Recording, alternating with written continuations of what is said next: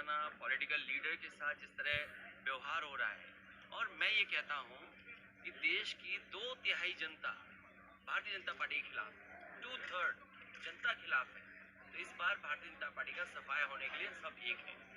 Meeting जरूरी इसलिए है, देश को बचाना, लोगों को बचाना, पॉलिटिकल लीडर के साथ जिस तरह व्यवहार हो रहा है, और मैं ये कहता हूँ कि देश की 2/3 जनता भारतीय जनता पार्टी के खिलाफ, 2/3 जनता खिलाफ है।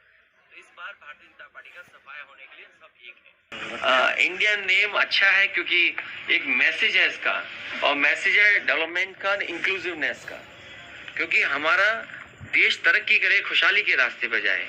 अगर कोई सपना दिखाता है, अगर सपने जमीन पर नहीं उतरेंगे तो वो डेवलपमेंट कैसा। और इंक्लूसिव का जो नारा इसमें जुड़ता है, और जब इंडिया का हम फुल फॉर्म बनाते हैं जहाँ डेवलपमेंट की बात हो, इंक्लूसिवनेस की बात हो, तो मैं समझता हूँ वो हमारे सोशलिस्ट और सेकुलर बातों को शामिल करता है। बीजेपी ने आरोप बता दिया ये इंडिया नाम कॉन्स्टिट्यूशन का विरुद्ध है। नहीं, देखिए, बीजेपी घबरा गई है इंडिया के नाम से, और जब वो इंडिया रखते हैं तो उन्हें कोई तकलीफ नहीं है। हमें वो डराते इंडिया नाम से थे। हमने कई मौके राजनीति ऐसे देखे हैं जब वो हम लोगों को इंडिया के नाम से डराते थे। आज क्या बात है, वो इंडिया के नाम से डर रहे हैं वो लोग। अगर इंडिया के नाम पे वो घबरा रहे हैं तो इसका मतलब ये है कि वो भारत के लोग इन्हें जाने दे रहे हैं, इस बार इनको विदाई दे देंगे। तो इस अलायंस की तभी हो गई जब भारतीय जनता पार्टी ने भी उसी तारीख को तय किया और अपने गठबंधन के नेताओं को बुलाया। जनता आने वाले का इंतजार करती है, जाने वाले की विदाई करती है। ये इनका फेयरवेल गेट टुगेदर था भारतीय जनता पार्टी का। उन्होंने दावत की, खाना पीना जो कुछ करना था वो सब किया, तो इसका मतलब उनकी विदाई होना तय है।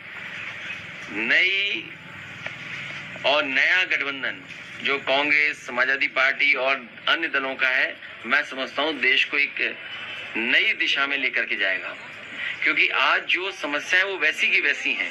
अनएम्प्लॉयमेंट एज इट इज दिखाई दे रहा है, महंगाई वैसी ही है। जो बड़ी बड़ी बातें की गई थी कि नोटबंदी से करप्शन खत्म हो जाएगा, कर्नाटक ने तो सरकार इसीलिए बदल दी कि यहाँ पर 40% से ज्यादा करप्शन था।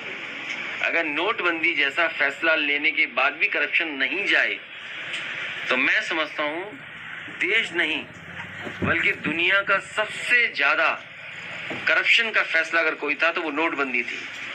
पहले 2000 रुपए को लाना और फिर 2000 रुपए को बंद कर देना, और आज तक ये जानकारी नहीं देना कि किस बैंक में सबसे ज्यादा 2000 रुपए जमा हुए हैं। अगर ये सरकार नहीं बताती है कि किन बैंकों में 2000 रुपए ज्यादा जमा हुआ है, तो इसका मतलब सरकार करप्शन करने वाले लोगों के साथ है। जिस पैसे पे सरकार को बहुत सारा टैक्स मिल सकता था, नोटबंदी के समय पर न टैक्स मिला न नकली नोट मिले। इसलिए मैं ये कह सकता हूँ न केवल भारत बल्कि दुनिया का सबसे बड़ा करप्शन अगर किसी समय हुआ था तो वो नोटबंदी के समय हुआ था, जिसका जवाब भारतीय जनता पार्टी नहीं दे पा रही।